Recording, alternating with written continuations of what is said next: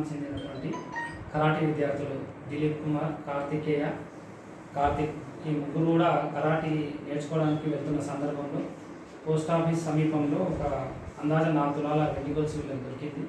ఆ విద్యార్థులు దాన్ని ఇంటికి తీసుకెళ్లకుండా, దాన్ని ఏ విధంగా వాడకుండా వాళ్ళు తీసుకొచ్చి పోలీస్ స్టేషన్లో అప్పచెప్పి వాళ్ళు నిజాయితీని చాటుకున్నారు.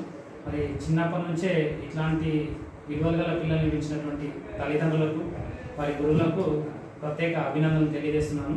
అదేవిధంగా ఈ గొలుసు ఎవరిదైనా పోతే వాళ్ళు పోలీస్ స్టేషన్ అప్రోచ్ అయ్యి సెకండ్ గొలుసు చూపిస్తే వాళ్ళకు అప్పచెప్పడం జరుగుతుంది. చిన్న పిల్లలుగా ఉన్నప్పటి నుంచే ఇవన్నీ విలువలు పెంచుకోవడం చాలా మంచిది. ప్రతి ఒక్కరు కూడా ఇలాగా పాటించాలని మనస్ఫూర్తిగా కోరుకుంటూ వీళ్ళకు ప్రత్యేక అభినందనలు తెలియజేస్తున్నాను విద్యార్థులకు.